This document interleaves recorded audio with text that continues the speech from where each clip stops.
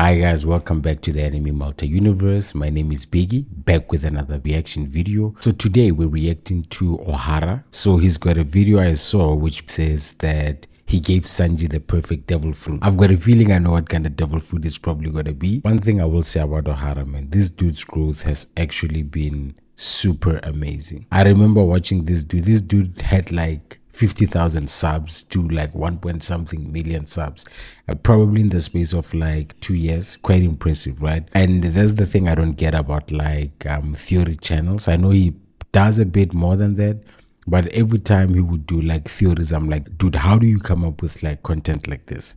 Oh, I'm already wrong.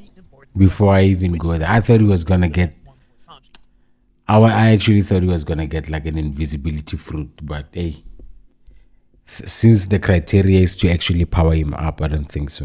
And let's start with one of the coolest devil fruits in the story, which is the ice fruit. And to really explain why these chili powers are simply one of the best devil fruit fits for Sanji, we have to Bro, look at the quality of Ohara's videos. Amazing. That one of Sanji's main passions is, of course, cooking, so his perfect devil fruit would definitely need to somehow at least contribute to his cooking skills as well, I think. And the ice devil fruit would absolutely help Sanji as a chef, because what cook doesn't need a way to keep their food refrigerated? He's basically his own freezer, and on top of that, being able...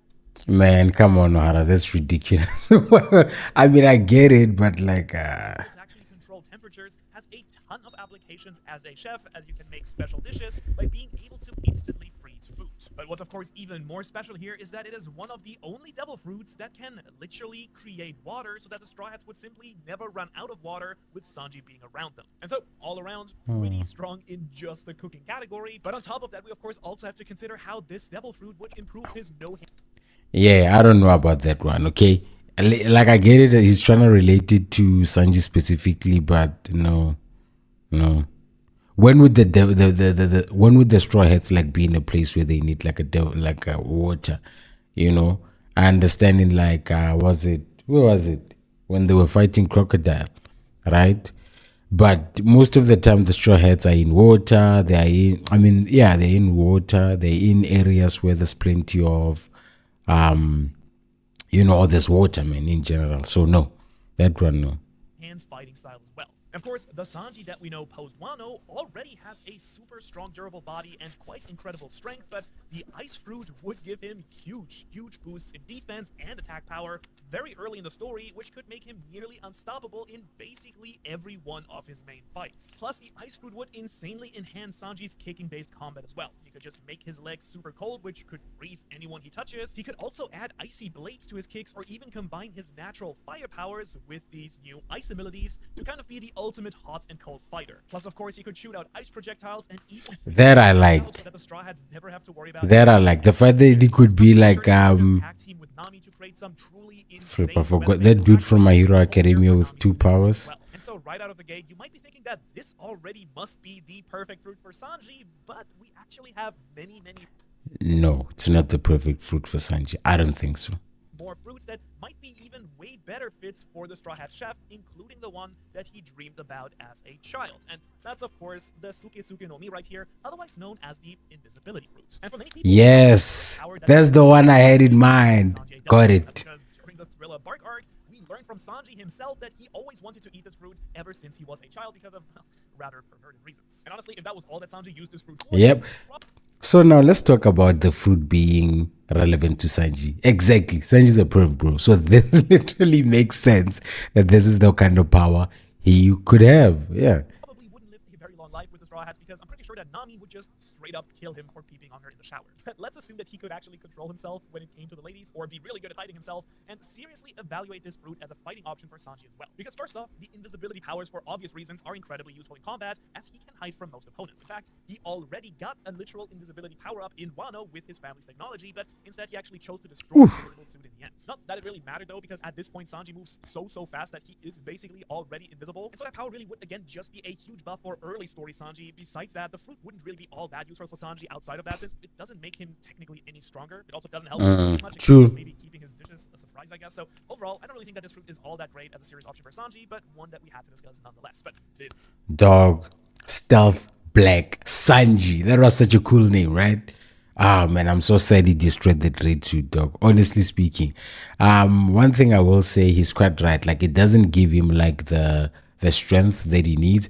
But I mean, concealing yourself, dog, in the form of a fight, that's like a very it's a good power up.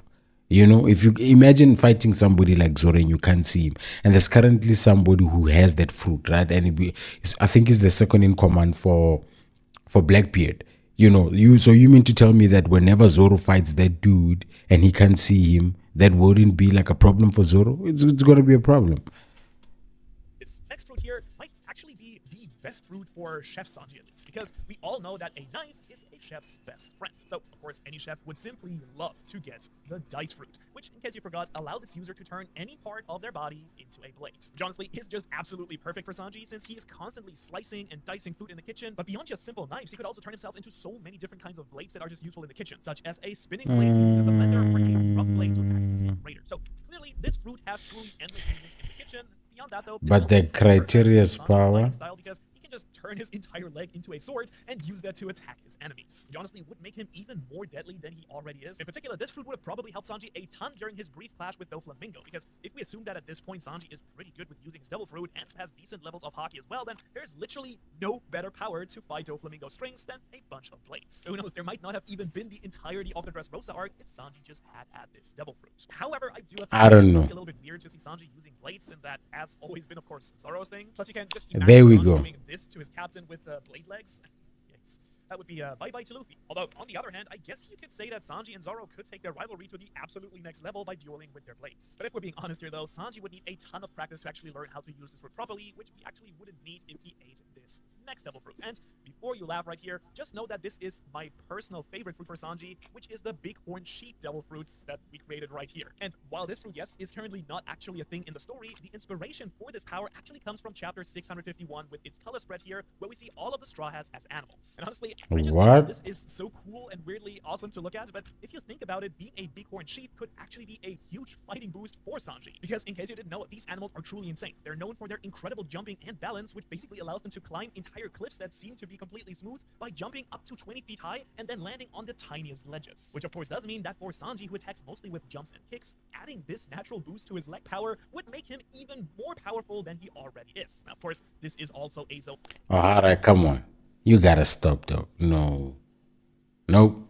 Nope. Devil fruit in general, so Sanji would also get quite a few natural boosts in all of his physical stats like strength, speed, endurance, and recovery. Plus, on top of that, he gets the hybrid and full zone forms as well, which surprisingly might change his fighting style quite a bit as well. Because, I mean, one of his biggest rules is to never fight using his hands, but if he has these massive horns on his head or hoofs as hands, he would basically have to use them, right? However, the one downside to this fruit is that it doesn't really have any real applications for Sanji as a cook, so while it would be awesome and really fun to see, probably isn't the best fruit for Sanji as a cook. Which you could say is the exact opposite case of this next fruit here, which is the cook fruit that we were introduced to during the Whole Cake Island arc. Now, in case you don't remember, because this was kind of a minor character, this fruit basically allows you to turn anything into food. For example, this guy who actually ate this fruit turned this log of wood into a Yeah, so if we're going to talk about something specific to Sanji, this for me makes sense. Okay? This makes sense for me, honestly.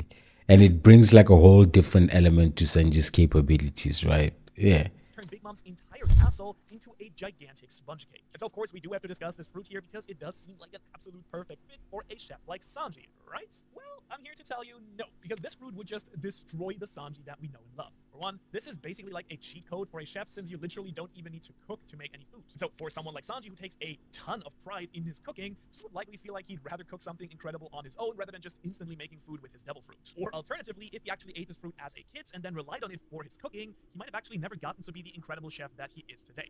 Okay, good point.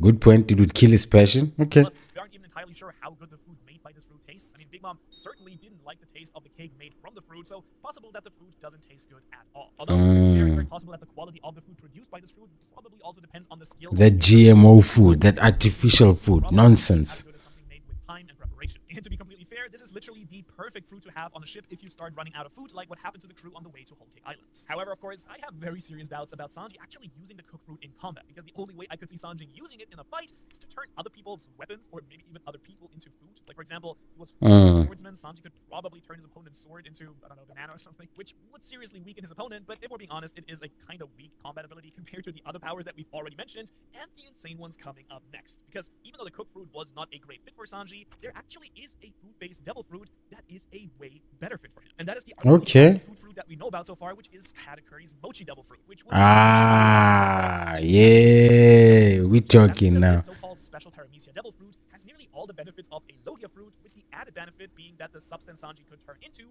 is also edible. And so it's both in combat and in the kitchen. Yeah, Sanji would be a monster. Make an endless supply of mochi-based treats. In theory, the crew would never go hungry, which is a major bonus for this fruit already. However, since Sanji can turn his entire body into mochi as well and produce the sticky sweet substance too, he gets a major boost in all of his combat moves as well. For example, as we saw when Big Mom's strongest son Katakuri used this devil fruit, Sanji would be able to create mochi projectiles and take out opponents from far away. He could also enhance his kicks with mochi by making his legs extra strong and... Hey dog, these panels of Katakuri, dog. I'm just thinking how much of a badass this dude used to be, eh? Ah man, I wish I could see Katakuri back in action. I've got a homie, he says he wishes he could actually join the Straw Hats. I don't think that's happening, but that would be dope. So yeah, this is pretty much an optimal fruit if we're combining his role as a chef and a fighter. However, even the mochi fruit simply cannot compare, of course, to the incredible powers of the Pika Pika no Mi, also better known as the light fruit. And I mean, this fruit regularly... Oh, flip. Oh, no. Kizaru's devil fruit. One, since this fruit is a logia, Sanji would get the very obvious being able to turn his entire body into light and shoot out light lasers as well. And really, there's almost... He would be broken. Yep. Faster than he already is. Yep. I mean, we've already seen just how devastatingly fast Sanji was during the Wano arc, but this devil fruit would take him to a whole different level. And on top of just making him faster, Sanji would also be able to shoot laser light beams, although, as with many of these devil fruits, it's kind of questionable if Sanji would ever use a long-range attack like this. I mean, we've actually seen him pull out a gun twice in the story, but he's never fired a single bullet. So, would he shoot out light bullets? Why did Sanji even do that? I don't remember him using it, pulling out the gun. And so yeah, without any doubt, this fruit, no matter who eats it, honestly, would be a true monster for combat, but how about using it in the kitchen? Well, in order to effectively use light for cooking, Sanji would need incredible, and I mean incredible, precise control over these powers. But if he could actually manage to master that fruit, he could use his light to heat up and actually cook food, since light heats up objects as it passes through them. So, much like the Ice Devil fruit, this could lead to some fancy new cooking techniques that I'm pretty sure Sanji would absolutely love to test out. But there's of course one thing that the light fruit wouldn't... Okay, question before we even go into this. Can you imagine, dog, like Kizaru probably has like Devil Fruit Awakening, right? Imagine like already what I've seen with Kizaru's Devil Fruit, it's like broken. So imagine once we see like this dude's Devil Fruit Awakening, that would actually be sick. Sick. I can't wait to actually see that. For Sanji, and that is get rid of his #1 weakness. Of course, I'm talking about the fact that Sanji still refuses to fight women, which has cost him pretty badly on more than just one occasion in the story. However, this exact weakness, there are actually 2 fruits that would never have to fight a woman ever again. And I'm of course talking about this person's hormone fruit, which can inject someone with enough hormones to make them switch genders. And I mean, I guess that would be one option, and the other one involves a brief manga spoiler here, but we also have this guy's Sick fruit, which can actually infect people with a gender-swapping disease. And technically, both of these would allow him to change women into men so that he would have no problem fighting them, which basically takes away his biggest weakness as a fighter right now. Although, Sanji, he would probably never want to change a woman into a man, so maybe these aren't for him after all. So even with all of these incredible devil fruits that we've picked so far, I still wonder if we couldn't just craft the perfect fruit for Sanji that would put him on the same levels as even Luffy or Zoro. And since these two are both essentially gods, I mean, Luffy is literally the sun god, and Zoro has his Ashura demon powers as well, I did figure, why not try and give Sanji some sort of mythical god powers as well? And so after doing some research, I actually found out that there's a Japanese deity called Ukemochi who is the god of food, which of course just sounds absolutely perfect for Sanji, because Ukemochi is said to be able to create any kind of food or even help crops to grow better. Now that is obviously a major plus in the chef category, since Sanji could produce any ingredient that he could imagine to create some truly out of this world recipes. Like seriously, Sanji would be in heaven, especially since his dream of finding the all blue specifically mentions cooking with some special fish that you can't find anywhere else in the world. So yeah, this food would be perfect for Chef Sanji, but fighting is a whole nother matter though, because at first it doesn't seem like this food would have like any real effect on his fighting style, and you might actually think that with his endless supply of ingredients, Sanji could just whip up some deadly dishes to poison his opponents, but I truly don't think that Sanji would ever want to make food that would hurt someone. And so let's actually flip this around and imagine that with enough practice, Sanji could make food food that actually boosts his own strength, endurance, recovery, or some other characteristic that he chooses. I like that. Imagining him getting ready to fight by taking a bite of some sort I of like that. strength boosting meal or something like that, which would be perfect to share obviously also with other people like the other Straw Hats. Although I don't really know if he would share it with Zoro here, but this fruit might even be enough to settle their age-old rivalry once and for all. However, of course, this is only considering Zoro at his current actual strength in the story, but it would be a completely different story if Zoro had his own devil fruit to actually compete with Sanji's. And if you want to see which devil fruit is the perfect one for our green herd swordsman here, you can watch that video right here. Oh, I'm definitely going to the Zoro one.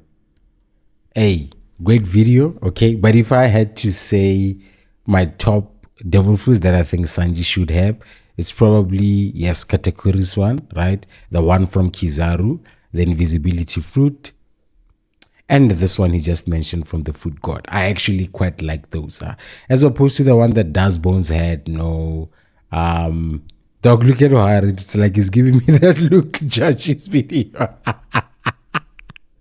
Some funny shit right there. But anyway, yeah, great video. That's it for the reaction. If you enjoyed the video, please leave a like, leave a comment what you think about these devil fruit recommendations from Ohara. Let me know what I should react to next time. Subscribe to the Anime Multi Universe, and until next time, I'm Ari.